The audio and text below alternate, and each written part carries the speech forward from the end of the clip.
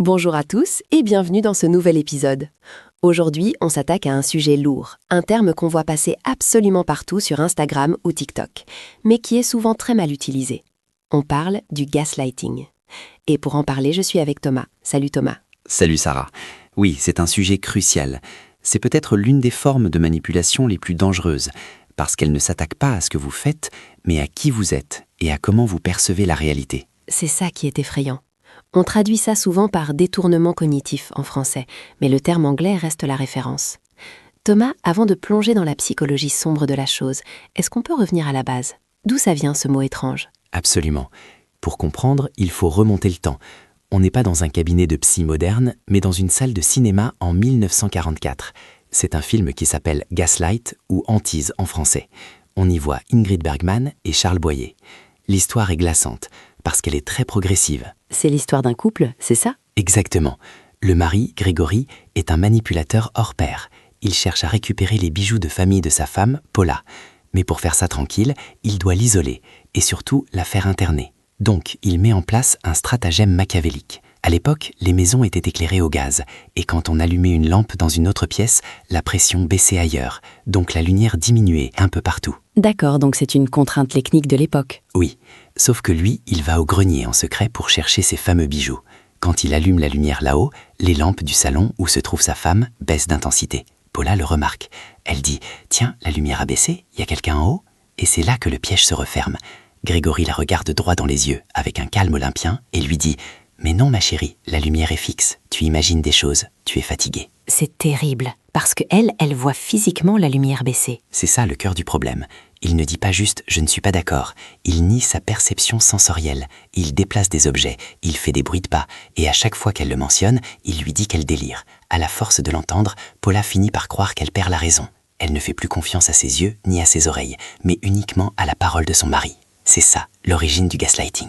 C'est une image très forte. Mais aujourd'hui, Thomas, on n'a plus de lampe à gaz.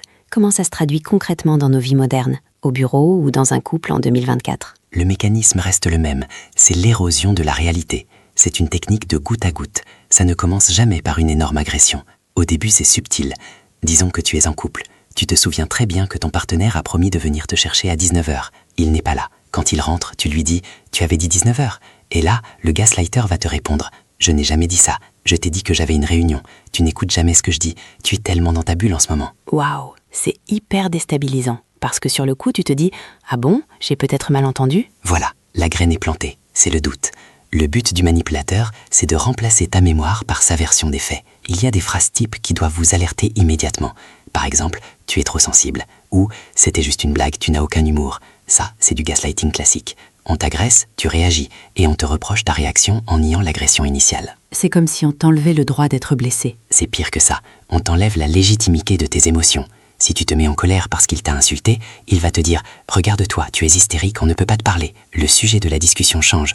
On ne parle plus de son insulte à lui, on parle de ta réaction à toi. Tu deviens le problème. C'est une inversion totale de la culpabilité. Et j'imagine que ça marche aussi très bien au travail? Oh que oui, c'est le manager qui te donne une consigne le lundi, tu fais le travail, et le jeudi, il te convoque en disant « Mais pourquoi tu as fait ça? Je t'avais demandé l'inverse. Si tu n'as pas de trace écrite, tu es mort. » Tu commences à bégayer, à douter. Tu te dis que c'est toi qui es incompétent ou fatigué. Le gaslighter professionnel au travail, il joue sur ta peur de ne pas être à la hauteur. C'est insidieux, parce que ça joue sur notre propre humilité. Les gens intelligents se remettent souvent en question. Exactement, Sarah. C'est le paradoxe. Les victimes de gaslighting sont souvent des gens très empathiques et intelligents. Parce que pour que le gaslighting fonctionne, il faut que la victime soit capable de se dire « Et si j'avais tort ?» Un narcissique pur ne se fait pas gaslighter, car il pense toujours avoir raison. Donc si vous doutez, c'est souvent signe que vous êtes une personne saine à la base. Mais le manipulateur utilise cette qualité contre vous. Alors justement, parlons des signes. Parce que quand on est dedans, c'est comme le nez au milieu du figure. On ne le voit pas. On est dans le brouillard. Comment on sait qu'on est victime de ça? Il y a des symptômes très physiques et comportementaux. Le premier, c'est l'excuse permanente. Est-ce que tu passes tes journées à t'excuser? Pardon d'être là, pardon de demander. Excuse-moi de penser ça. Si tu t'excuses pour des choses que tu n'as pas faites ou pour tes sentiments, c'est une alerte rouge. L'excuse comme réflexe de survie, en fait. C'est ça, pour éviter le conflit. Un autre signe très fort, c'est la confusion mentale. Tu as l'impression d'avoir un voile devant les yeux, tu as du mal à prendre des décisions simples, même choisir un menu au restaurant devient angoissant parce que tu as peur de te tromper et d'être jugé. Mais le signe le plus révélateur, Sarah, c'est le besoin de preuve. Le besoin de preuve, c'est-à-dire? Si tu commences à faire des captures d'écran de tes conversations SMS juste au cas où, si tu as envie d'enregistrer les conversations avec ton dictaphone pour pouvoir les réécouter plus tard et vérifier ce qui a été dit, si tu fais ça, c'est que ton cerveau sait qu'il y a un danger. Tu cherches à valider ta propre réalité parce que l'autre passe son temps à l'effacer. Une relation saine ne demande pas d'avoir un casier judiciaire de preuves. C'est fou. J'ai déjà entendu des amis dire « j'aurais dû enregistrer ». Je ne pensais pas que c'était un symptôme aussi direct. C'est le symptôme ultime de la perte de confiance en sa propre mémoire. Tu te sens devenir fou, c'est le but recherché. Une fois que tu penses être fou, tu deviens totalement dépendant du manipulateur. Il devient ta seule ancre dans la réalité. Il te dit quoi penser, quoi ressentir, qui fréquenter. Tes amis ne t'aiment pas, ils se moquent de toi, il n'y a que moi qui te comprends. Et comme tu ne te fais plus confiance, tu le crois. Ça fait froid dans le dos. Vraiment. Mais alors Thomas, on ne va pas laisser nos auditeurs dans cet état de détresse. Comment on se défend? Comment on blinde son cerveau contre ça? La défense, c'est un art martial mental.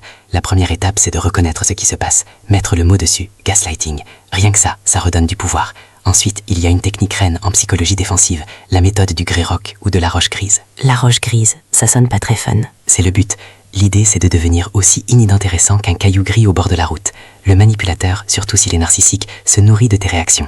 Il veut te voir pleurer, crier, te justifier. C'est son carburant. Si tu lui enlèves ça, il meurt de faim. Concrètement, ça donne quoi dans une conversation? Imagine qu'il te lance une pique du genre « De toute façon, tu es toujours hystérique comme ta mère ».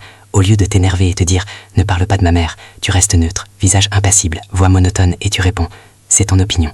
Ou juste « D'accord » et tu retournes à tes occupations. Tu ne donnes aucune prise, pas d'émotion, pas de justification, des réponses courtes. Oui, non, je vois. C'est dur à faire quand on est bouillonnant à l'intérieur. C'est extrêmement dur. Ça demande un contrôle de soi immense, mais c'est radical. Si le jouet ne fait plus de bruit quand on appuie dessus, l'enfant terrible finit par le jeter. C'est ça l'objectif, qu'il se lasse et aille voir ailleurs. Et pour ceux qui doutent de leur mémoire? L'écriture, l'ancrage dans le réel. Tenez un journal de bord, pas un journal intime sur vos émotions, mais un journal factuel. Aujourd'hui, 14h, il m'a dit X, j'ai répondu Y. Quand il viendra vous dire 2 semaines plus tard, je n'ai jamais dit ça, vous ouvrez votre carnet. Vous ne lui montrez pas forcément, ça ne sert à rien de débattre avec un manipulateur. Il niera l'évidence, mais pour vous, vous relisez et vous vous dites « Je ne suis pas fou, c'est écrit, c'est arrivé ». C'est pour restaurer la confiance en soi, pas pour gagner le procès contre lui. Exactement, on ne gagne pas contre un gaslighter en jouant son jeu, on gagne en quittant le terrain de jeu.